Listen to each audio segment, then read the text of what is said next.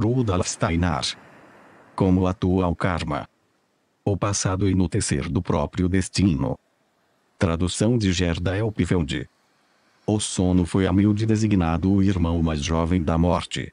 Numa observação superficial, esta comparação simboliza, talvez mais do que se tenda a aceitar, os caminhos do espírito humano, pois existe uma ideia do sentido em que estão relacionadas as inúmeras encarnações pelas quais esse espírito humano passa.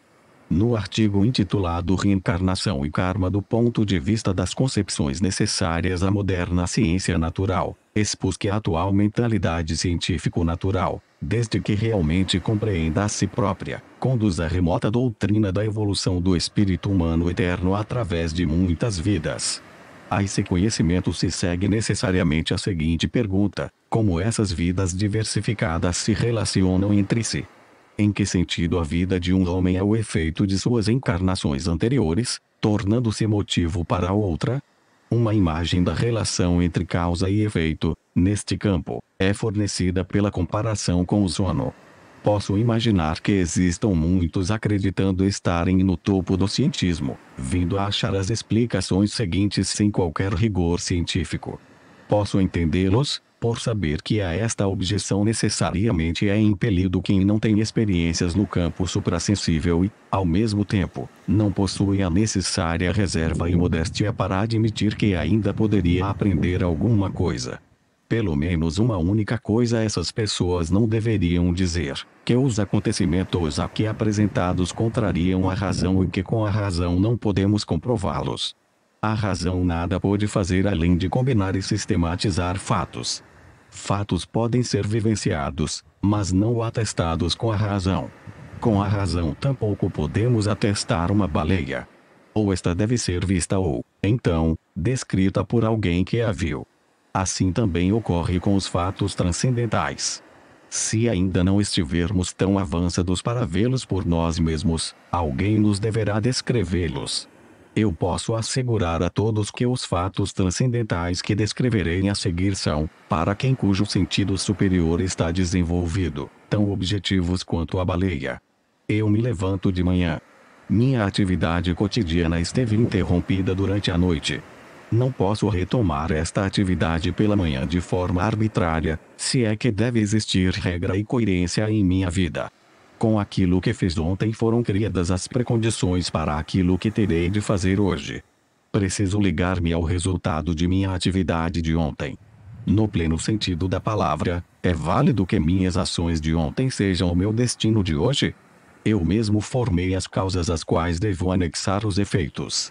E encontro essas causas após me haver afastado um pouco delas. Elas fazem parte de mim, mesmo que eu tenha estado separado delas por algum tempo. Há ainda outro sentido em que os efeitos de minhas vivências de ontem fazem parte de mim.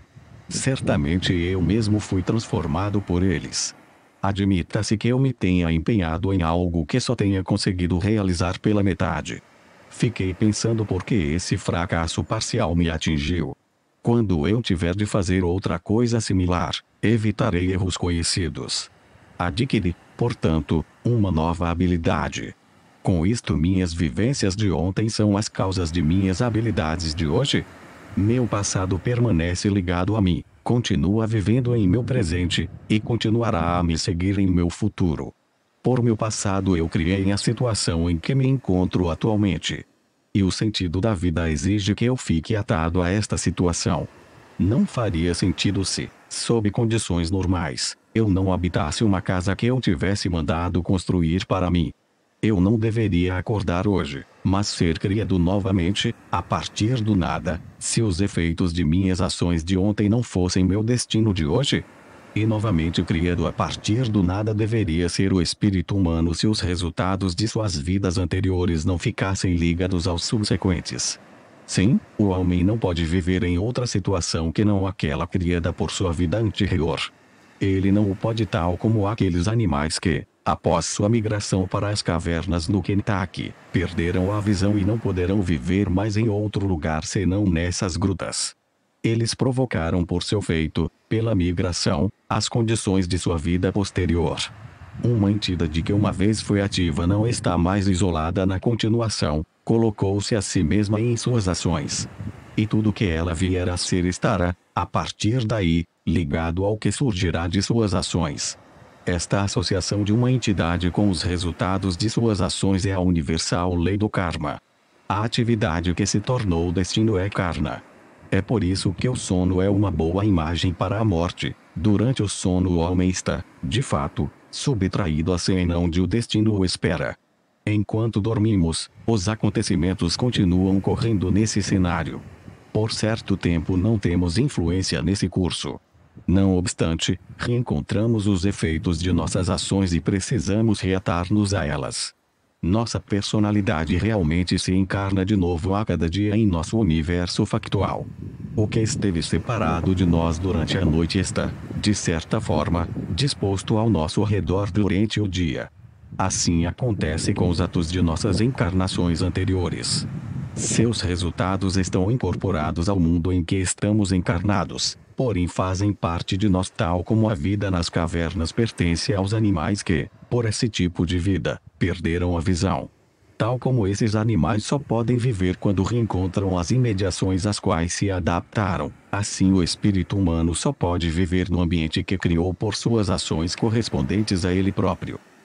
A cada nova manhã o corpo humano é como que novamente permeado de alma. A ciência reconhece ocorrer, com isto, algo que ela não consegue aprender aplicando somente as leis obtidas no mundo físico. TNH-se em mente o que o pesquisador natural du Bois Reymond falou sobre isto em seu discurso sobre os limites do conhecimento da natureza.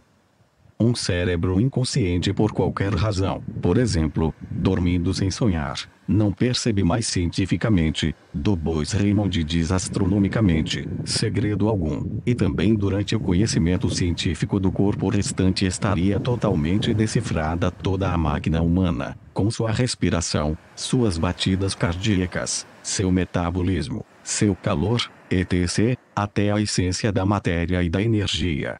A pessoa adormecida sem sonhar é compreensível como o mundo antes de existir consciência, mas tal como o mundo se tornou duplamente incompreensível com o primeiro sintoma de consciência, assim acontece também ao adormecido com o despontar da primeira imagem onírica.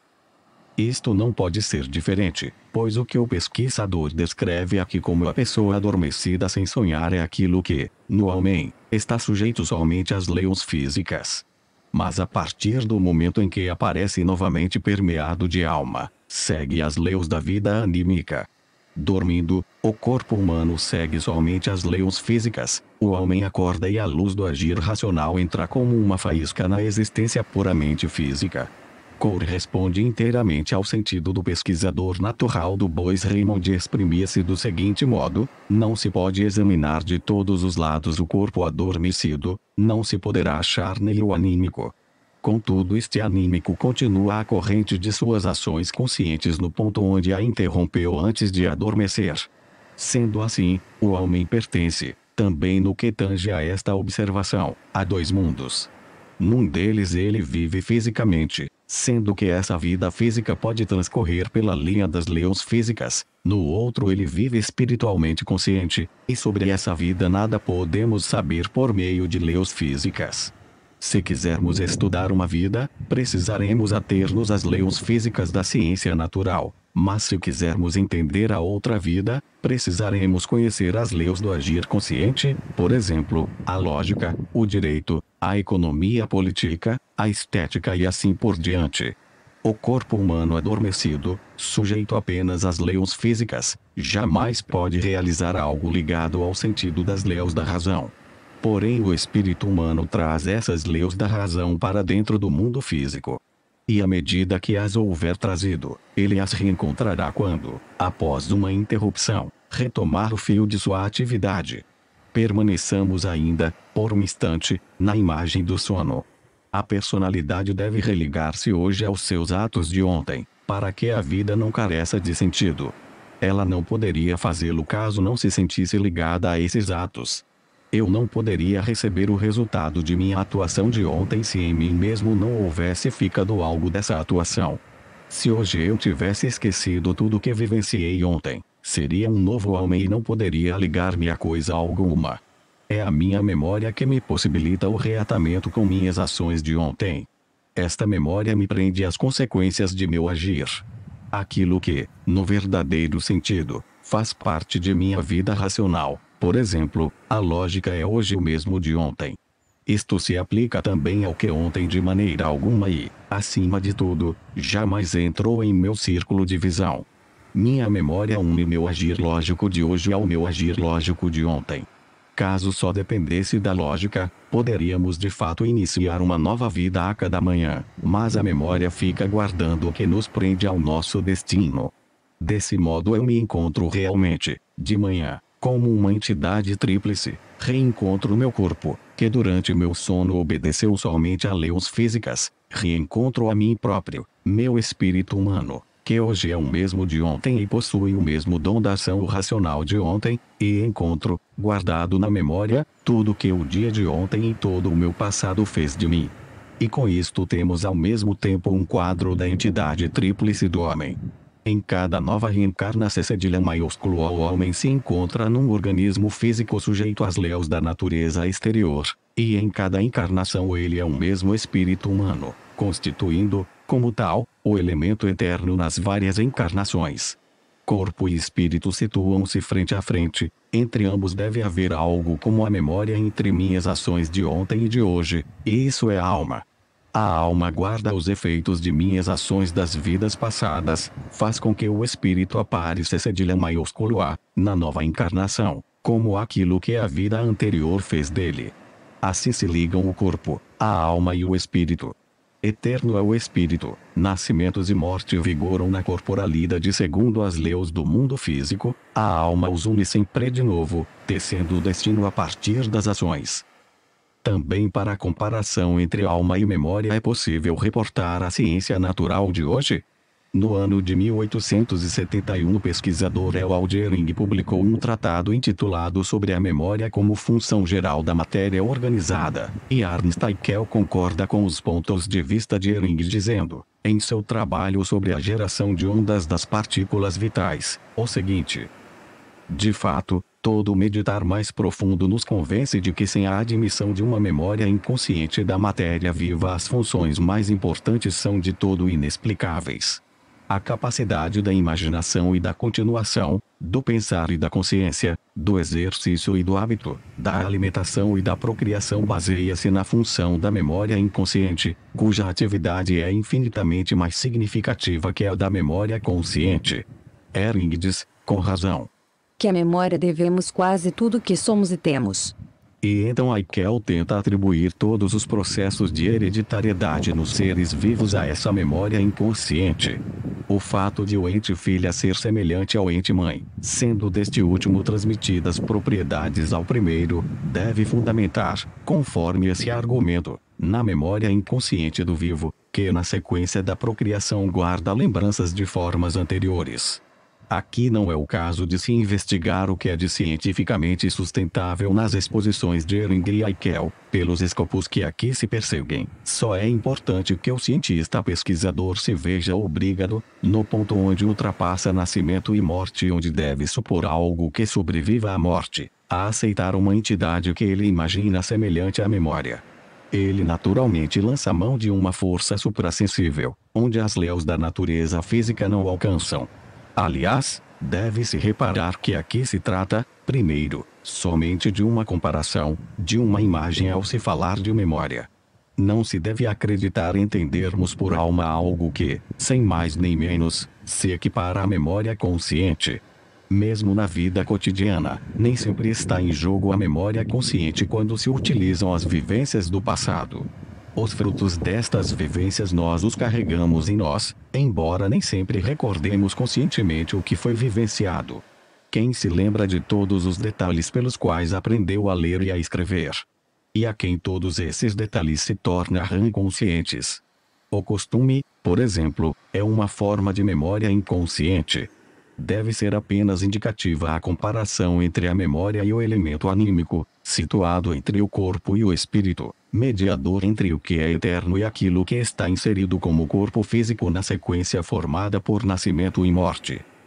O espírito que se reencarna encontra, pois, dentro do mundo físico os resultados de suas ações como sendo seu destino, e a alma conjugada a ele intermedia sua ligação com este destino.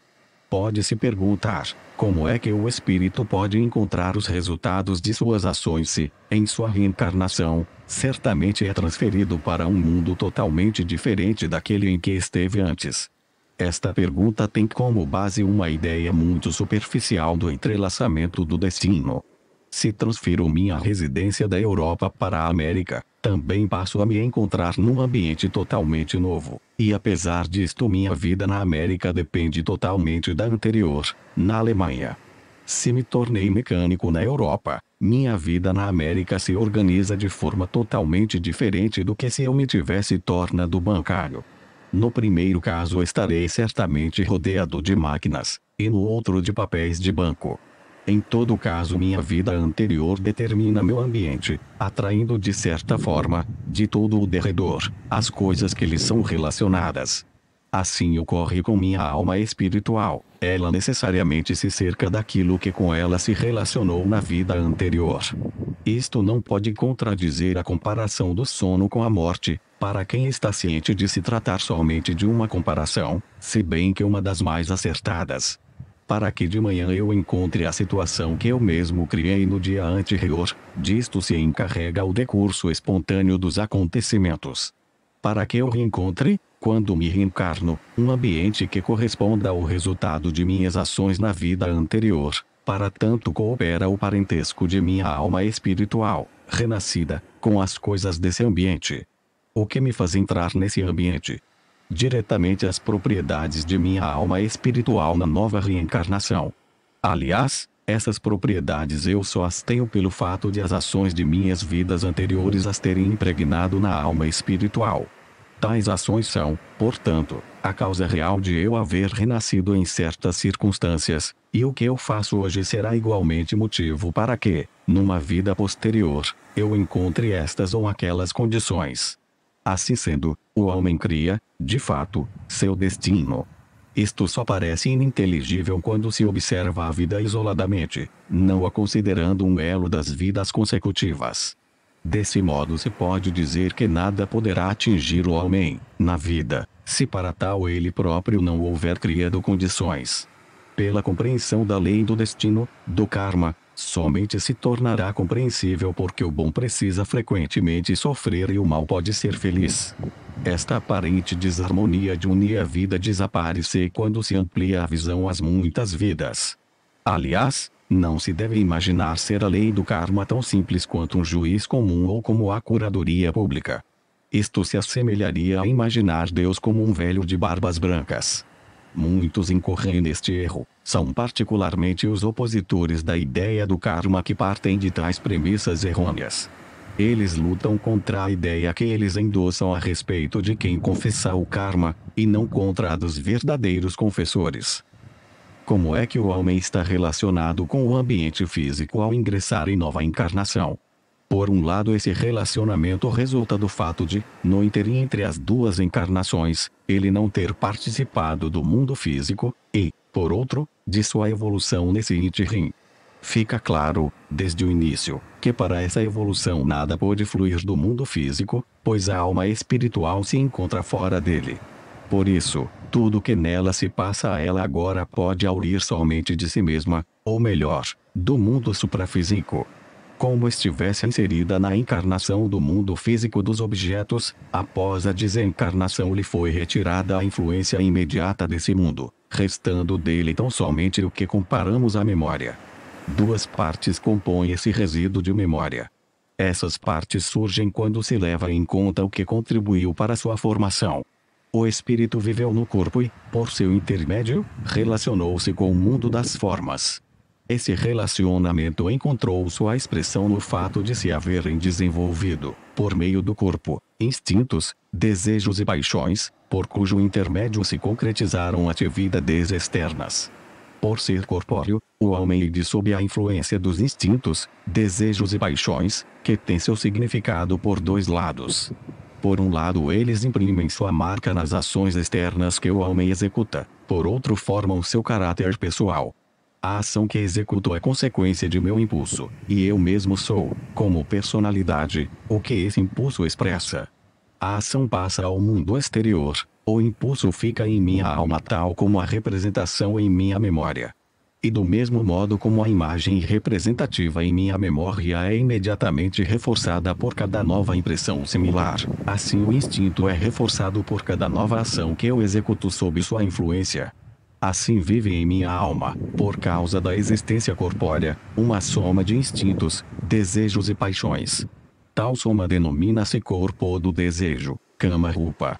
Este corpo do desejo está intimamente ligado à existência material, pois surge sob a influência da corporalidade física.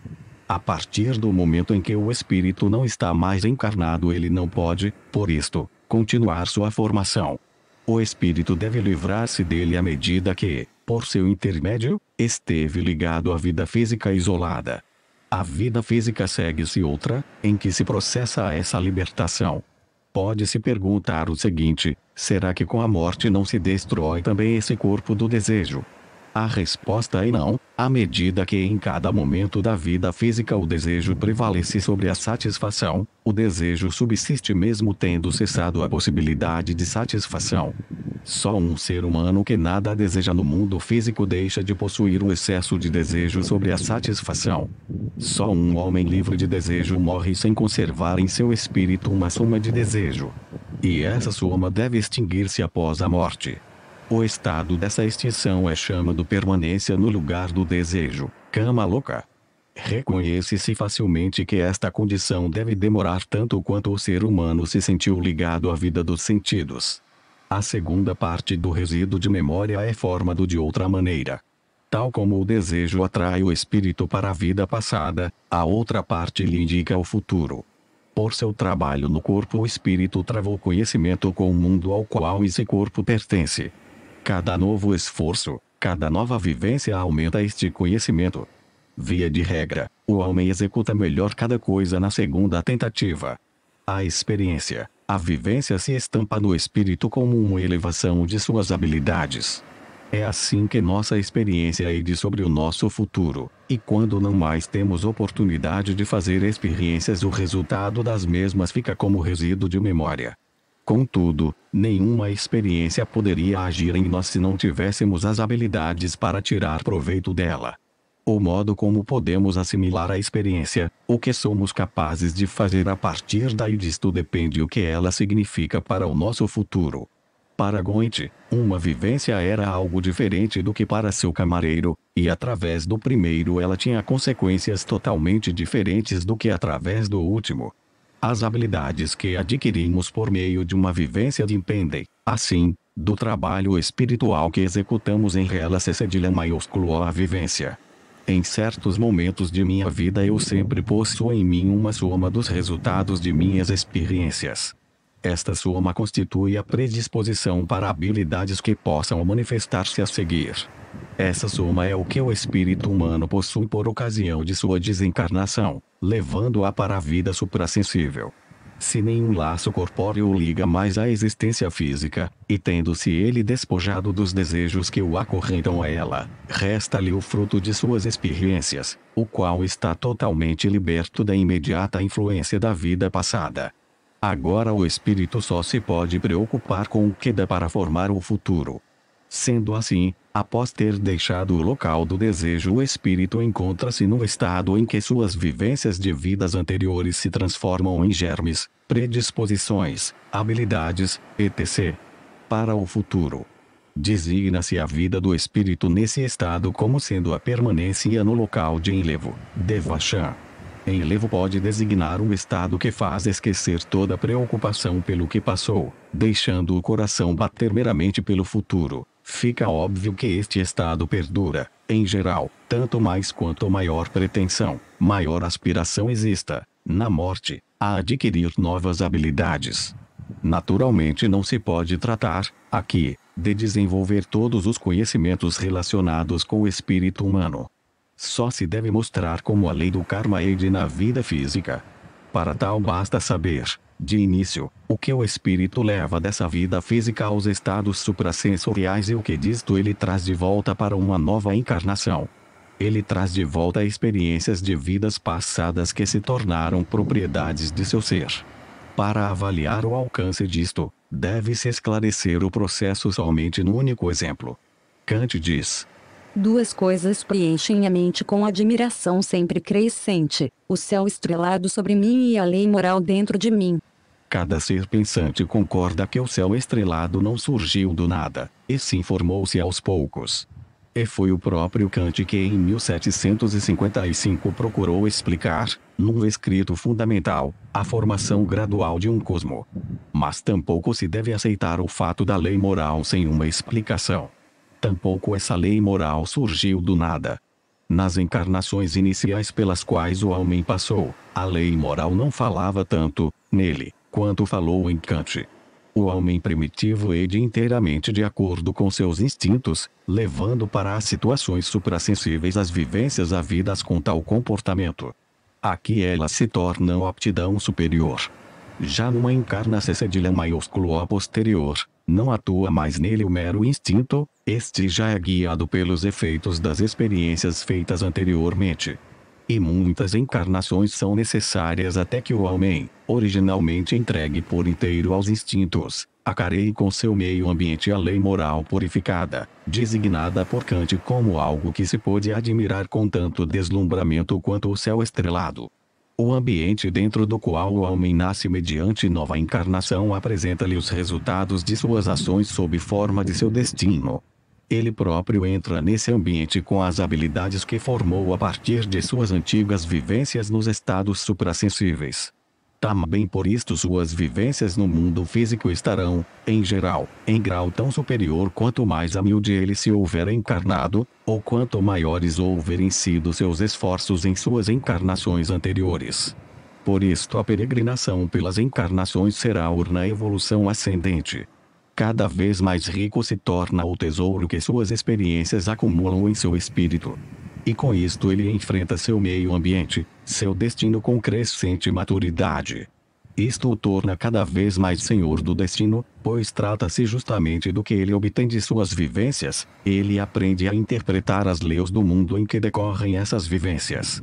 Primeiro o espírito não se norteia no meio ambiente, ele tateia no escuro, mas com cada nova encarnação mais claridade existe à sua volta. Ele adquire o saber, o conhecimento das leis de seu mundo ambiente, ou, com outras palavras, realiza com cada vez mais consciência o que antes realizava com apatia. Cada vez menor se torna a pressão do meio ambiente, cada vez mais o espírito consegue se autodeterminar. O espírito que se autodetermina a partir de si próprio é o espírito livre. Um agir à luz totalmente clara da consciência é um agir livre. Eu tentei apresentar a essência do espírito humano livre em minha Filosofia der Freiheit, editada em Berlim em 1893. A total liberdade do espírito humano é o ideal de sua evolução. Não se pode perguntar se o homem é livre ou não. Os filósofos que indagam desta forma a respeito da liberdade jamais poderão chegar a uma clara concepção acerca disto, pois no presente estado o homem não é nem deixa de ser livre, mas encontra-se no caminho para a liberdade. Ele é parcialmente livre, parcialmente não livre. É livre à medida que adquiriu o conhecimento, a consciência da conexão do mundo.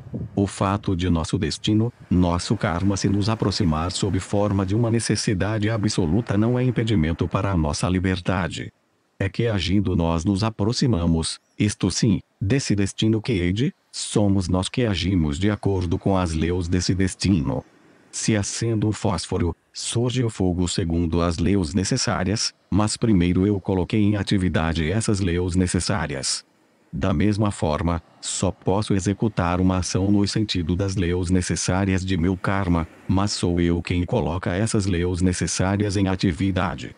E a ação que parte de mim criará novo karma, tal como o fogo continua agindo conforme leis necessárias após eu haver acendido. Com isto se lançou ao mesmo tempo uma outra dúvida, que em relação à eficiência da lei do karma poderá apoderar-se de alguém. Talvez se pudesse dizer, se o karma é uma lei inalterável, então é um absurdo ajudar alguém. Pois o que o atinge é o resultado de seu karma, e será simplesmente necessário que isto ou aquilo o atinja. Certamente eu não posso anular os efeitos do destino que um espírito humano criou em vidas passadas, mas trata-se de como ele se ajeita com esse destino, e qual destino novo ele cria sob influência do velho. Se eu o ajudo, posso conseguir que, por suas ações, ele dê ao seu destino um rumo favorável. Se omito a ajuda, então talvez suceda o contrário. Contudo, isto dependerá de minha ajuda ser sábia ou não. Uma evolução superior do espírito humano significa um contínuo caminhar através de novas encarnações. Essa evolução superior se efetua pelo fato de o mundo em que se realizam as encarnações do espírito ser cada vez mais percebido por ele. Mas a este mundo pertencem as próprias encarnações. Também correla-se cedilha maiúsculo a ele. O espírito sai do estado de inconsciência para o da consciência. No caminho da evolução está o ponto em que o homem, em total consciência, consegue rever suas encarnações. Esta é uma colocação da qual se pode facilmente zombar, e naturalmente é muito fácil criticá-las com desdém. Mas quem o faz não tem noção da natureza de tais verdades. E tanto o escárnio quanto a crítica estarão postadas como um dragão diante do portal do santuário dentro do qual é possível conhecê-las. Pois verdades cuja realização, para os homens, está somente no futuro, é óbvio que ele não poderá encontrar como fato no presente. Só existe um caminho para alguém se convencer de sua realidade, e este consiste em esforçar-se para alcançar essa realidade. Respostas a algumas perguntas sobre karma. De acordo com a lei da reencarnação, deve-se imaginar que a individualidade humana possui suas predisposições, habilidades, etc. como efeito de suas vidas anteriores. Ora, será que a isto não contradiz o fato de tais predisposições e habilidades, por exemplo, coragem moral, talento musical, etc., serem transmitidas diretamente de pais para filhos? Interpretando-se corretamente as leis de reencarnação cedilha maiúsculo O e karma, não se acha contradição no acima expresso. Aliás, só se podem transmitir hereditariamente aquelas propriedades do ser humano pertencentes ao seu corpo físico e ao seu corpo etérico. Com o último se subentende o portador de todos os fenômenos vitais, as forças de crescimento e de procriação. Tudo que está relacionado com isto pode ser transmitido diretamente. Já em menor proporção se transmite hereditariamente o que está ligado ao assim chamado corpo anímico. Aí se deve subentender uma certa disposição nas sensações. O fato de se possuir um vivo sentido visual, uma audição bem desenvolvida, etc. pode depender de os antepassados terem adquirido tais propriedades, tendo-as transmitido por herança. Em contrapartida, ninguém pode transmitir a seus descendentes aquilo que está relacionado com o ser espiritual propriamente dito do homem, como por exemplo o rigor e a precisão de sua vida imaginativa, a autenticidade de sua memória, o senso moral, as habilidades cognitivas e artísticas adquiridas, etc. Estas são propriedades que permanecem encerradas em sua individualidade, surgindo em sua próxima reencarnação cedilha maiúsculo O como habilidades, disposições, caráter, etc. Porém agora o ambiente em que o ser humano reencarnado entra não é casual, mas está em relação necessária com seu karma. Suponha-se, por exemplo, que um ser humano tenha adquirido, em sua vida anterior, a propensão para um caráter moral forte. Consta de seu karma o fato de essa propensão aparecer numa reencarnação. Isso não poderia ocorrer se ele não se encarnasse num corpo de natureza bem específica. Contudo, essa condição corpórea deve ter sido herdada de seus antepassados. A individualidade que se reencarna tende, por sua inerente força de atração, àqueles pais que lhe podem dar corpo adequado. Isto se deve ao fato de essa individualidade já se unir, antes da reencarnação, às forças do mundo astral tendentes a certas circunstâncias físicas. Desta forma o ser humano nasce naquela família que lhe poderá transmitir as condições kármicas. Parece então, no exemplo da coragem moral, que esta foi herdada dos pais. Na verdade o ser humano, por sua natureza individual, escolheu a família que lhe possibilita o desabrochar da coragem moral. Aí ainda pode entrar em consideração que as individualidades dos filhos e dos pais em vidas anteriores já estiveram ligadas e, por isso mesmo, encontraram-se novamente. As leis kármicas são tão complicadas que jamais se pode formar um juízo das aparências externas. Só o pode, de certa forma, aquele diante de cujos órgãos sensitivos os mundos espirituais estão parcialmente descobertos. Quem, além do corpo físico, também consegue observar o organismo anímico, corpo astral, e o espírito, corpo mental, vê bem claro o que foi transmitido ao homem de seus antepassados e o que é sua propriedade, adquirida em vidas pregressas. Para a visão cotidiana estas coisas se misturam, podendo facilmente parecer que só seria herdado o que é condicionado karmicamente. É inteiramente sábia a afirmação de que as crianças são presenteadas aos pais. Elas usam totalmente, no que respeita ao espiritual. Mas aos pais são presenteadas crianças com certas propriedades espirituais justamente por eles possuírem a possibilidade de fazer desabrochar essas propriedades espirituais das crianças. Num bilhete do Círculo dos Leitores está a seguinte pergunta: Então o ensinamento teosófico não permite a existência do acaso. Eu não posso, por exemplo, pensar que se trate do karma de cada um quando, num incêndio de teatro, perecem 500 pessoas juntas. As leis do karma são tão emaranhadas que ninguém se deve admirar se à primeira vista qualquer fato parece estar, para a compreensão humana, em contradição com a validade dessa lei. Deve se tornar perfeitamente claro que este entendimento foi formado em nosso mundo físico, e que em geral estamos acostumados apenas a admitir o que aprendemos neste mundo. Mas as leis kármicas pertencem inteiramente aos mundos superiores. Na Alemanha é usual dizer planos superiores. Caso se queira, por isto, em qualquer acontecimento que atinja o homem, imaginá-lo provocado karmicamente da mesma forma como se imagina a validade de um juízo puramente na vida físico-terrena, necessariamente se deparará com contradições. Deve-se ter bem claro que vivências comuns incidindo em várias pessoas no mundo físico pode significar para cada uma delas, nos mundos superiores, algo completamente diferente. Naturalmente o contrário tampouco é excluído, ou seja, que concatenações se ativem em vivências terrenas conjuntas. Só quem consegue ver claramente em mundos superiores pode dizer em detalhes o que sucede. Se as concatenações kármicas de 500 pessoas se expressam de tal forma que essas pessoas pereçam num incêndio de teatro, então são possíveis, entre outras, as seguintes consequências. 1.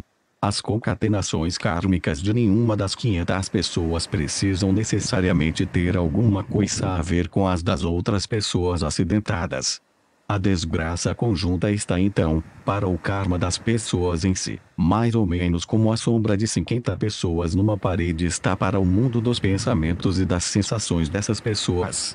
Uma hora antes, talvez essas pessoas nada tivessem em comum, talvez em uma hora novamente nada tenham em conjunto. O que vivenciaram em seu encontro no mesmo espaço terá para cada uma sua consequência especial, mas seu encontro é expresso no chamado perfil comum. Porém, quem quisesse tirar desse perfil alguma conclusão, no que respeita a um aspecto comum a essas pessoas, estaria bem equivocado. 2. É possível que a vivência das 500 pessoas nada tenha a ver com seu passado kármico, e justamente por causa dessa vivência se prepare algo que no futuro as unirá karmicamente.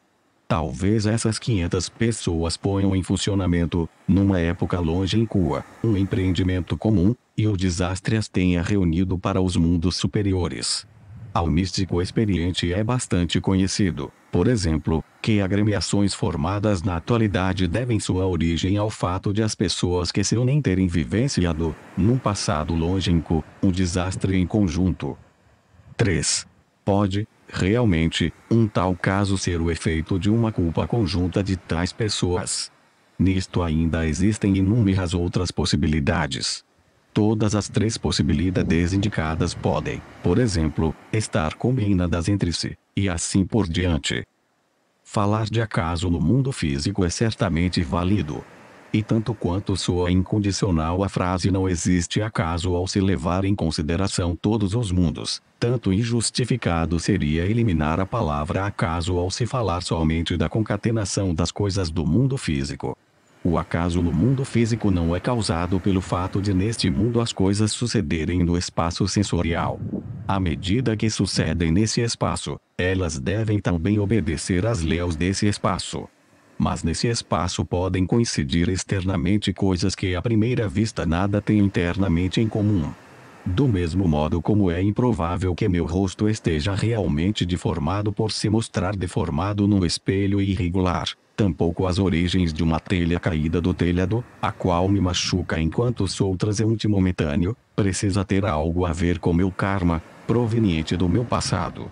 O erro que aí se comete consiste no fato de muitos imaginarem as concatenações kármicas como sendo simples demais. Eles pressupõem, por exemplo, o seguinte: se este homem foi ferido por um tijolo, então deve ter merecido karmicamente esse ferimento. Isto, porém, não é absolutamente necessário. Na vida de cada ser humano surgem constantemente acontecimentos que nada têm a ver com seu merecimento ou culpa no passado. Tais acontecimentos encontram sua compensação justamente no futuro. Pelo que hoje me acontece imerecidamente, serei indenizado no futuro. Uma coisa é certa: nada fica sem compensação kármica.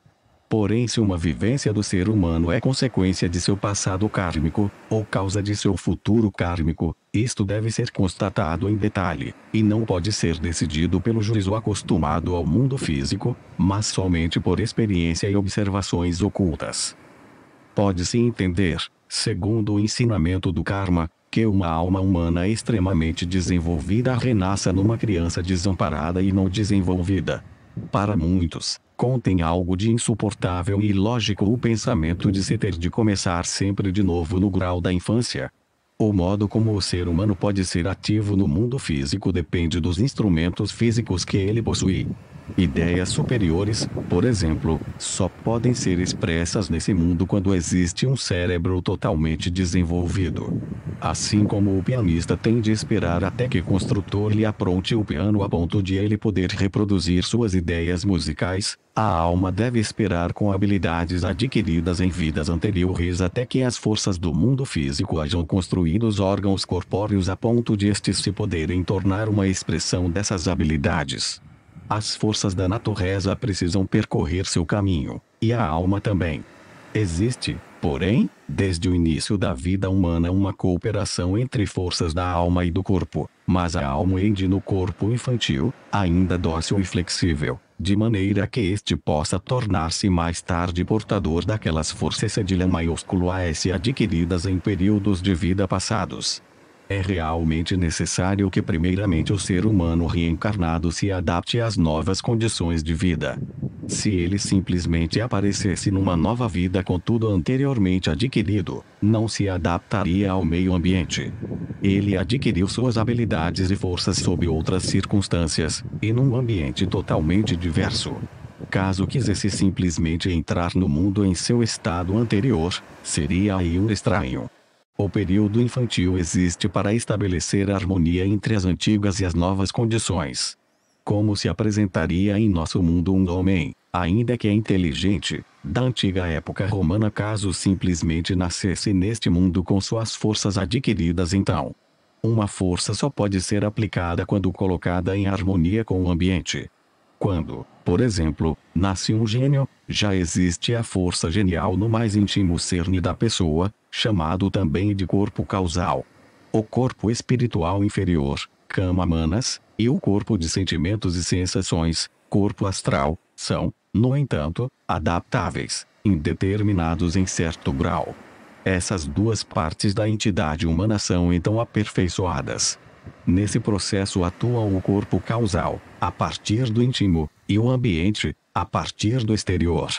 Quando este trabalho é realizado, as duas partes podem ser instrumentos das forças adquiridas.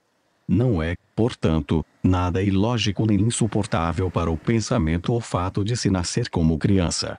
Seria muito mais insuportável nascer como homem pronto num mundo em que se fosse estranho. Podem duas encarnações subsequentes assemelhar-se entre si, de modo que, por exemplo, um arquiteto nasça novamente como arquiteto, um músico de novo como músico? Isto pode acontecer, mas não é absolutamente necessário. Tal similitude acontece, mas não representa a regra. Chega-se facilmente, neste campo, a ideias errôneas por se pensar nas leis da reencarnação como sendo ligadas demais a fatores externos. Alguém, por exemplo, ama os países do sul da Europa e pensa, por isso, que em vida passada foi um sul-europeu. Porém estas inclinações nem tocam o corpo causal. Elas têm significado somente para uma vida. O que passa de uma encarnação a outra deve estar situado mais profundamente no cerne do homem. Suponha-se, por exemplo, que alguém seja músico numa vida. As harmonias e ritmos espirituais que vivem nos sons alcançam o corpo causal. Os sons em si pertencem à vida física externa, estando nas duas partes do homem que surgem e desaparecem. O corpo Kama-manas, que para os sons é o instrumento adequado, pode ser-lo em outra vida para contempla-se cedilha maiúsculo O das relações de números e espaço, e do músico pode surgir um matemático. É justamente por este fato que o homem se desenvolve num ser multifacetado através de suas encarnações, ao passar pelas mais variadas atividades em vida. Existem, porém, como foi dito, exceções a esta regra, e essas são explicáveis pelas grandes leis do mundo espiritual. Como se deve observar karmicamente o caso em que o homem, por doença cerebral, foi condenado à idiotia. Sobre todas estas coisas em especial não se deveria falar por especulações e hipóteses, mas pela experiência científica oculta. Responde-se aqui a pergunta mediante um exemplo realmente ocorrido.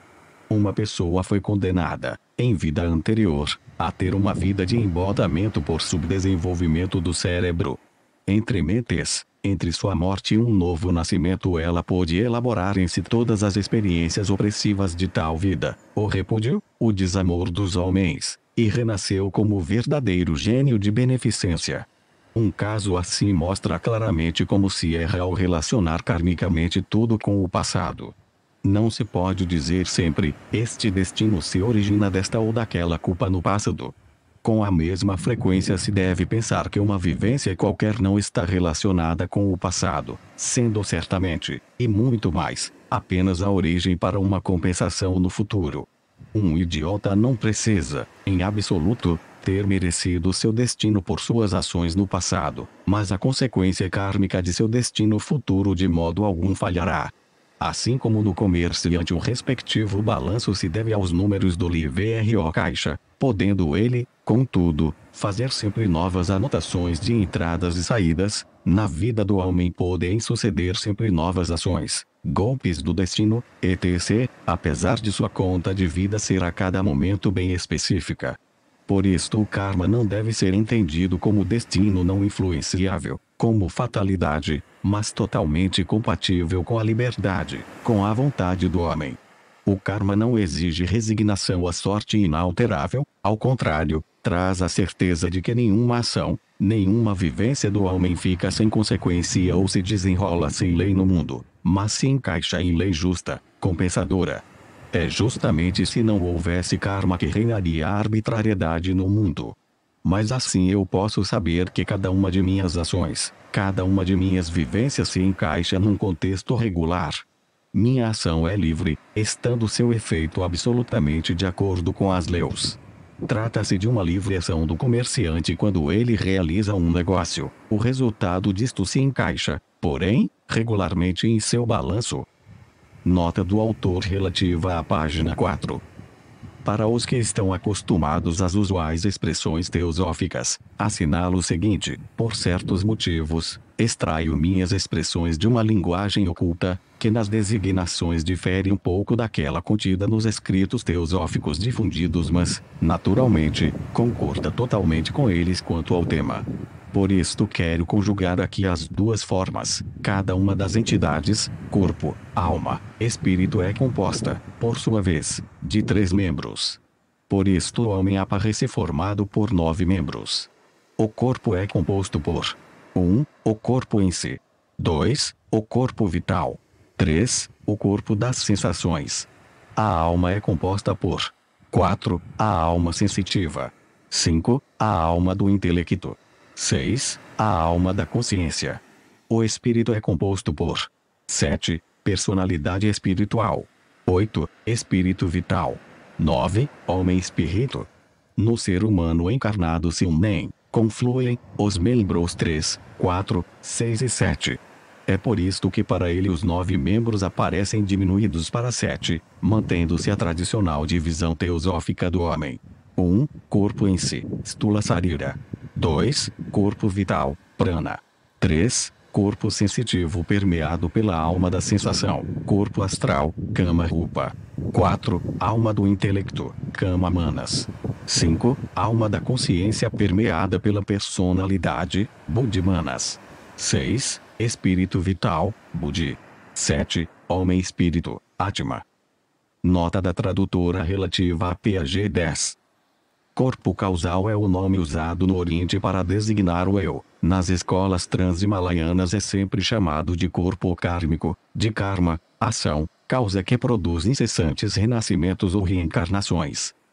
Esta obra foi digitalizada sem fins comerciais e destinada unicamente à leitura de pessoas portadoras de deficiência visual, por força da Lei de Direitos de Autor.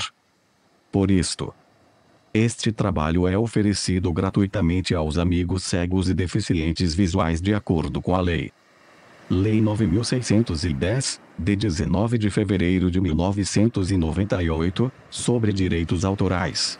Alteração, atualização e consolidação da legislação.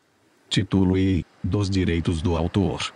Capítulo IV, das limitações aos direitos autorais. Art. 46 não constitui ofensa aos direitos autorais, e, a reprodução. D. De obras literárias, artísticas ou científicas, para uso exclusivo de deficientes visuais, sempre que a reprodução, sem fins comerciais, seja feita mediante o sistema Braille ou outro procedimento em qualquer suporte para esses destinatários. Rudolf Steiner. Como atua o karma? O passado e no tecer do próprio destino. Tradução de Gerda Elpfeld. O sono foi humilde designado o irmão mais jovem da morte. Numa observação superficial, esta comparação simboliza, talvez mais do que se tenda a aceitar, os caminhos do espírito humano, pois existe uma ideia do sentido em que estão relacionadas as inúmeras encarnações pelas quais esse espírito humano passa. No artigo intitulado Reencarnação e Karma do ponto de vista das concepções necessárias à moderna ciência natural, expus que a atual mentalidade científico-natural, desde que realmente compreenda a si própria, conduz à remota doutrina da evolução do espírito humano eterno através de muitas vidas. A esse conhecimento se segue necessariamente a seguinte pergunta: como essas vidas diversificadas se relacionam entre si? Em que sentido a vida de um homem é o efeito de suas encarnações anteriores, tornando-se motivo para outra? Uma imagem da relação entre causa e efeito, neste campo, é fornecida pela comparação com o sono. Posso imaginar que existam muitos acreditando estarem no topo do cientismo, vindo a achar as explicações seguintes sem qualquer rigor científico. Posso entendê-los, por saber que a esta objeção necessariamente é impelido quem não tem experiências no campo suprassensível e, ao mesmo tempo, não possui a necessária reserva e modéstia para admitir que ainda poderia aprender alguma coisa. Pelo menos uma única coisa essas pessoas não deveriam dizer: que os acontecimentos aqui apresentados contrariam a razão e que com a razão não podemos comprová-los. A razão nada pode fazer além de combinar e sistematizar fatos. Fatos podem ser vivenciados, mas não atestados com a razão. Com a razão tampouco podemos atestar uma baleia. Ou esta deve ser vista ou, então, descrita por alguém que a viu. Assim também ocorre com os fatos transcendentais. Se ainda não estivermos tão avançados para vê-los por nós mesmos, alguém nos deverá descrevê-los. Eu posso assegurar a todos que os fatos transcendentais que descreverei a seguir são, para quem cujo sentido superior está desenvolvido, tão objetivos quanto a baleia. Eu me levanto de manhã. Minha atividade cotidiana esteve interrompida durante a noite. Não posso retomar esta atividade pela manhã de forma arbitrária, se é que deve existir regra e coerência em minha vida. Com aquilo que fiz ontem foram criadas as precondições para aquilo que terei de fazer hoje. Preciso ligar-me ao resultado de minha atividade de ontem. No pleno sentido da palavra, é válido que minhas ações de ontem sejam o meu destino de hoje? Eu mesmo formei as causas às quais devo anexar os efeitos. E encontro essas causas após me haver afastado um pouco delas. Elas fazem parte de mim, mesmo que eu tenha estado separado delas por algum tempo. Há ainda outro sentido em que os efeitos de minhas vivências de ontem fazem parte de mim. Certamente eu mesmo fui transformado por eles. Admita-se que eu me tenha empenhado em algo que só tenha conseguido realizar pela metade. Fiquei pensando por que esse fracasso parcial me atingiu. Quando eu tiver de fazer outra coisa similar, evitarei erros conhecidos. Adquiri, portanto, uma nova habilidade. Com isto, minhas vivências de ontem são as causas de minhas habilidades de hoje? Meu passado permanece ligado a mim, continua vivendo em meu presente, e continuará a me seguir em meu futuro. Por meu passado eu criei a situação em que me encontro atualmente. E o sentido da vida exige que eu fique atado a esta situação. Não faria sentido se, sob condições normais, eu não habitasse uma casa que eu tivesse mandado construir para mim. Eu não deveria acordar hoje, mas ser criado novamente, a partir do nada, se os efeitos de minhas ações de ontem não fossem meu destino de hoje? E novamente criado a partir do nada deveria ser o espírito humano se os resultados de suas vidas anteriores não ficassem ligados aos subsequentes. Sim, o homem não pode viver em outra situação que não aquela criada por sua vida anterior. Ele não o pode, tal como aqueles animais que, após sua migração para as cavernas no Kentucky, perderam a visão e não poderão viver mais em outro lugar senão nessas grutas. Eles provocaram por seu feito, pela migração, as condições de sua vida posterior. Uma entidade que uma vez foi ativa não está mais isolada na continuação, colocou-se a si mesma em suas ações. E tudo que ela vier a ser estará, a partir daí, ligado ao que surgirá de suas ações. Esta associação de uma entidade com os resultados de suas ações é a universal lei do karma. A atividade que se tornou destino é karma. É por isso que o sono é uma boa imagem para a morte. Durante o sono o homem está, de fato, subtraído a cena onde o destino o espera. Enquanto dormimos, os acontecimentos continuam correndo nesse cenário. Por certo tempo não temos influência nesse curso. Não obstante, reencontramos os efeitos de nossas ações e precisamos reatar-nos a elas. Nossa personalidade realmente se encarna de novo a cada dia em nosso universo factual. O que esteve separado de nós durante a noite está, de certa forma, disposto ao nosso redor durante o dia. Assim acontece com os atos de nossas encarnações anteriores. Seus resultados estão incorporados ao mundo em que estamos encarnados, porém fazem parte de nós, tal como a vida nas cavernas pertence aos animais que, por esse tipo de vida, perderam a visão. Tal como esses animais só podem viver quando reencontram as imediações às quais se adaptaram, assim o espírito humano só pode viver no ambiente que criou por suas ações correspondentes a ele próprio. A cada nova manhã o corpo humano é como que novamente permeado de alma. A ciência reconhece ocorrer, com isto, algo que ela não consegue aprender aplicando somente as leis obtidas no mundo físico. TNH-se em mente o que o pesquisador natural Du Bois Reymond falou sobre isto em seu discurso sobre os limites do conhecimento da natureza. Um cérebro inconsciente por qualquer razão, por exemplo, dormindo sem sonhar, não percebe mais cientificamente, Du Bois Reymond diz astronomicamente, segredo algum, e também durante o conhecimento científico do corpo restante estaria totalmente decifrada toda a máquina humana, com sua respiração, suas batidas cardíacas, seu metabolismo, seu calor, etc., até a essência da matéria e da energia.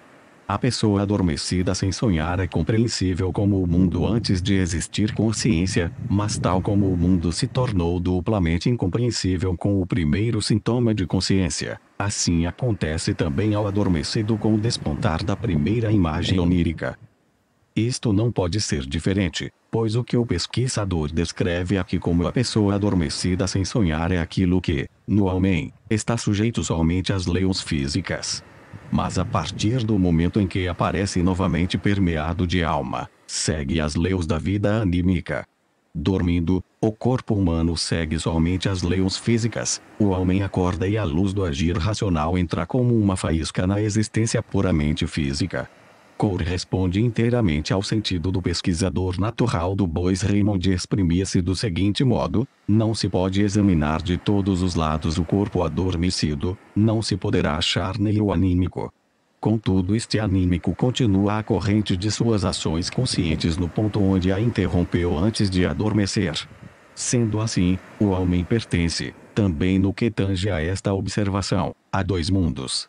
Num deles ele vive fisicamente, sendo que essa vida física pode transcorrer pela linha das leis físicas. No outro ele vive espiritualmente consciente, e sobre essa vida nada podemos saber por meio de leis físicas. Se quisermos estudar uma vida, precisaremos ater-nos às leis físicas da ciência natural. Mas se quisermos entender a outra vida, precisaremos conhecer as leis do agir consciente, por exemplo, a lógica, o direito, a economia política, a estética e assim por diante. O corpo humano adormecido, sujeito apenas às leis físicas, jamais pode realizar algo ligado ao sentido das leis da razão. Porém o espírito humano traz essas leis da razão para dentro do mundo físico. E à medida que as houver trazido, ele as reencontrará quando, após uma interrupção, retomar o fio de sua atividade. Permaneçamos ainda, por um instante, na imagem do sono.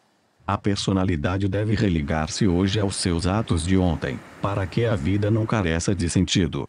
Ela não poderia fazê-lo caso não se sentisse ligada a esses atos. Eu não poderia receber o resultado de minha atuação de ontem se em mim mesmo não houvesse ficado algo dessa atuação. Se hoje eu tivesse esquecido tudo que vivenciei ontem, seria um novo homem e não poderia ligar-me a coisa alguma. É a minha memória que me possibilita o reatamento com minhas ações de ontem. Esta memória me prende às consequências de meu agir. Aquilo que, no verdadeiro sentido, faz parte de minha vida racional, por exemplo, a lógica é hoje o mesmo de ontem. Isto se aplica também ao que ontem de maneira alguma e, acima de tudo, jamais entrou em meu círculo de visão. Minha memória une meu agir lógico de hoje ao meu agir lógico de ontem. Caso só dependesse da lógica, poderíamos de fato iniciar uma nova vida a cada manhã, mas a memória fica guardando o que nos prende ao nosso destino. Desse modo eu me encontro realmente, de manhã, como uma entidade tríplice, reencontro meu corpo, que durante meu sono obedeceu somente a leis físicas, reencontro a mim próprio, meu espírito humano, que hoje é o mesmo de ontem e possui o mesmo dom da ação racional de ontem, e encontro, guardado na memória, tudo que o dia de ontem e todo o meu passado fez de mim. E com isto temos ao mesmo tempo um quadro da entidade tríplice do homem. Em cada nova reencarnação cedilha maiúsculo o homem se encontra num organismo físico sujeito às leis da natureza exterior, e em cada encarnação ele é o mesmo espírito humano, constituindo, como tal, o elemento eterno nas várias encarnações. Corpo e espírito situam-se frente a frente, entre ambos deve haver algo como a memória entre minhas ações de ontem e de hoje, e isso é a alma. A alma guarda os efeitos de minhas ações das vidas passadas, faz com que o espírito apareça cedilha maiúsculo A, na nova encarnação, como aquilo que a vida anterior fez dele. Assim se ligam o corpo, a alma e o espírito. Eterno é o espírito, nascimentos e morte vigoram na corporalidade segundo as leis do mundo físico, a alma os une sempre de novo, tecendo o destino a partir das ações. Também para a comparação entre alma e memória é possível reportar a ciência natural de hoje. No ano de 1871 o pesquisador Ewald Ehring publicou um tratado intitulado Sobre a Memória como Função Geral da Matéria Organizada, e Ernst Haeckel concorda com os pontos de vista de Ehring dizendo, em seu trabalho sobre a geração de ondas das partículas vitais, o seguinte: de fato, todo meditar mais profundo nos convence de que sem a admissão de uma memória inconsciente da matéria viva as funções mais importantes são de todo inexplicáveis. A capacidade da imaginação e da continuação, do pensar e da consciência, do exercício e do hábito, da alimentação e da procriação baseia-se na função da memória inconsciente, cuja atividade é infinitamente mais significativa que a da memória consciente. Ehring diz, com razão: Que à memória devemos quase tudo que somos e temos. E então Aikel tenta